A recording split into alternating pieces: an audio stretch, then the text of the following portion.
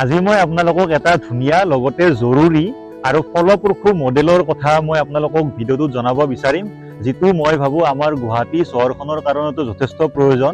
সেইটো হ'ল water drainage system. অষ্ট্ৰেলিয়াত মই দেখিবলৈ পাইছোঁ ইয়াতে অহাৰ পিছত যে ইয়াতে বহুত ধুনীয়া এটা ফলপ্ৰসূ ড্ৰেইনেজ চিষ্টেম আছে। সেইটো ৰেইন ৱাটাৰে হওক লাগিলে নাইবা ঘৰৰ যিবিলাক পানী ওলাই যায়, যেনেকুৱা টয়লেটৰ পানী হওক বা যি পানীয়ে হওক, সেই পানীবিলাক কেনেকৈ নলা নৰ্দমাৰে ওলাই পেলাই সুন্দৰকৈ ফ্লাডিং নোহোৱাকৈ এটা বহুত ধুনীয়া ফলপ্ৰসূ চিষ্টেম অষ্ট্ৰেলিয়াই ফ'ল' কৰিছে। তো সেই বস্তুটো মই আপোনালোকক আজি অকণমান জনাম। এই ৱাটাৰ ড্ৰেইনেজৰ ইমপ্লিমেণ্টেশ্যন লগতে মেইনটেনেন্সৰ কাম চিটি কাউন্সিলবিলাকৰ ওপৰত থাকে। প্ৰথমতে যদি প্ৰাইমেৰীলি ক'ব লাগে তেতিয়াহ'লে যিটো ৰেইন ৱাটাৰ থাকে সেইবিলাক টিনপাতৰ পৰা ঘৰৰ লগত সংলগ্ন হৈ থকা পাইপেৰে গৈ পেলাই ৰাস্তাৰ তলৰ আণ্ডাৰগ্ৰাউণ্ড পাইপলাইনলৈকে সোমাই ৰাস্তাৰ দুইফালৰ এই পানীৰ পাইপবিলাক ইটো সিটোৰ লগত সংলগ্ন হৈ থাকে, যাতে পানীৰ ফ্ল'টো কণ্টিনিউৱাছ হৈ থাকিব পাৰে। ৰাস্তাৰ দুইফালে থকা ঘৰবিলাক সাধাৰণতে অলপ ৰাস্তাতকৈ ওখ লেভেলত বনোৱা হয়, যাতে বৰষুণৰ পানীবিলাক বাগৰি পেলাই ৰাস্তালৈকে আহি জমা হ'ব পাৰে। আৰু ৰাস্তাত জমা হোৱাৰ পিছত এই পানীবিলাক বাগৰি আহি পেলাই এনেকৈ ৰাস্তাৰ কাষত থকা এই ছাইড ভেন বা যাক ছাইড পিট বুলি কোৱা হয়, ইয়াৰে বাগৰি গৈ পেলাই তলৰ পাইপলাইনত সোমাই যায়। এতিয়া পাইপেৰে এই পানীবিলাক বৈ যোৱাৰ ক্ষেত্ৰত ডাঙৰ সমস্যাটো হ'ল যে জাবৰ বা আৱৰ্জনাবিলাক, সেইটো আমাৰ গুৱাহাটীৰ নিচিনা চহৰতো চবতকৈ বেছিকৈ দেখিবলৈ পোৱা যায়, কাৰণ আমি এই ক্ষেত্ৰত কেয়াৰফুল নহয় আৰু আমি জাবৰ জোঁথৰবিলাক নলা নৰ্দমাত পেলাই দিওঁ, যাৰ ফলত ব্লকেজ হয় আৰু ব্লকেজৰ কাৰণে পানীবিলাক যাব নোৱাৰে। এতিয়া সেই প্ৰব্লেমটো ইয়াত যদিও নাই, তথাপিতো প্ৰাকৃতিকভাৱে যিবিলাক গছৰ পাত বা আন অন্য জাবৰ জোঁথৰ পৰে বা যিবিলাক সোমাই যায় পানীৰ পাইপত, সেইবিলাকেও কেতিয়াবা বাধা সৃষ্টি কৰে। এতিয়া তাক প্ৰিভেণ্ট কৰিবৰ কাৰণে ইয়াত ভিডিঅ'ত যেনেকৈ দেখা পাইছে এনেকুৱাকৈ অকণমান সোমাই যোৱা এই ভেনবিলাকৰ অকণমান দকৈ বনোৱা হয়, যাতে পানীত লগত যিবিলাক মাটি বা বেলেগ গছৰ পাত ইত্যাদি যায় সেইবিলাক এনেকৈ তলত পৰি ৰয় আৰু পানীৰ যিটো পাইপলাইনটো অলপ ওপৰলৈকে বনোৱা থাকে সেইটোৰে পানীখিনি ধুনীয়াকৈ ফ্ল' কৰিব পাৰে। তথাপিও সময়ে সময়ে এই পাইপবিলাকৰ মুখবিলাক এনেকৈ জাবৰ নাইবা মাটিৰে ব্লক হৈ যায়, যাক এই ভেনবিলাকৰ থ্ৰুৰে এইবিলাক খুলি পেলাই চাফা কৰা হয়।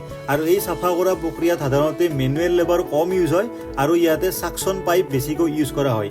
আপোনালোকে সদ্যহতে গুৱাহাটীত হয়তো দেখিছিলে এইবাৰ বানপানী হোৱাতে যে ডাঙৰ ডাঙৰ চাকচন ট্ৰাক ইউজ কৰা হৈছিলে, যিটো কিন্তু বিফল আছিলে, যিহেতু তাৰ কেপাচিটি সাধাৰণতে সৰু টাইপৰ জাবৰ জোঁথৰে চাকচন কৰিব পাৰে, বহুত ডাঙৰ পৰিমাণৰ জাবৰ জোঁথৰ ই চাকচন কৰিব নোৱাৰে। এতিয়া ইণ্টাৰেষ্টিংলি এই যিবিলাক পানী পাইপত সোমালে এইবিলাক পানী ক'ত যায়, তো এইটো জানিবৰ কাৰণে আমি দুটা কথা জানিব লাগিব। ইয়াৰে যিবিলাক ঘৰৰ পৰা অহা পানী থাকে, যেনেকুৱা টয়লেট ইত্যাদিৰ পৰা অহা পানী থাকে, সেই পানীবিলাক গৈ পেলাই কিছুমান ষ্ট'ৰেজ আছে যিবিলাক ষ্ট'ৰেজত জমা হয় আৰু তাৰে পৰা কিছু অংশ পিউৰিফাই কৰা হয় আৰু তাক ৰিইউজ কৰা হয় আৰু কিছু অংশ সাগৰ নাইবা নদী ইত্যাদিলৈকে গুচি যোৱা হয়।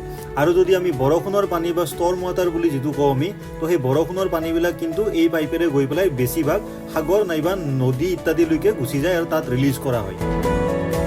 সাধাৰণতে এই ষ্টৰ্ম ৱাটাৰ প্ৰজেক্টৰ চবতকৈ ডাঙৰ চেলেঞ্জ হৈছে যেতিয়া বৰষুণৰ সময়ত একেলগে বহুত পানী জমা হৈ যায়, সেই পানীখিনি চিটিৰ পৰা ওলাই পঠাটো। আৰু তাৰ কাৰণে এনেকৈ কৃত্ৰিমভাৱে কিছুমান নদীৰ নিচিনাকৈ ডাঙৰ ডাঙৰ টানেল ব্যৱহাৰ কৰা হয় বহুত বহলকৈ, যাতে একেলগে বহুতখিনি পানী ওলাই যাব পাৰে। গতিকে এনেকুৱা ছিষ্টেম বহুত ইফেক্টিভ হয়। আৰু মই ভাবোঁ যে এনেকুৱা যদি মডেল আমি গুৱাহাটীৰ নিচিনা চহৰত ইমপ্লিমেণ্ট কৰিব পাৰোঁ, তেতিয়াহ'লে ডেফিনেটলি আমি ফ্লাডিঙৰ সমস্যাটোৰ পৰা বহু ক্ষেত্ৰত হয়তো আমি ওলাব পাৰিম। প্ৰশাসনৰ প্ৰপাৰ প্লেনিং আৰু লগতে এনেকুৱা কিছুমান মডেলবিলাক বহুত বেছি কাৰ্যকৰী, সেইবিলাকৰ পৰা ইনস্পায়াৰ হৈ তেনেকুৱা ছিষ্টেমবিলাক ইন ৰিয়েলিটি ইমপ্লিমেণ্ট কৰাটো। আৰু তেনেকুৱা কৰিলে কোনো কথা নাথাকিব যে আমিও আমাৰ চহৰ বা নগৰবিলাকৰ কৃত্ৰিম বানপানীৰ সমস্যাটো আমি সমাধান কৰিব নোৱাৰিম।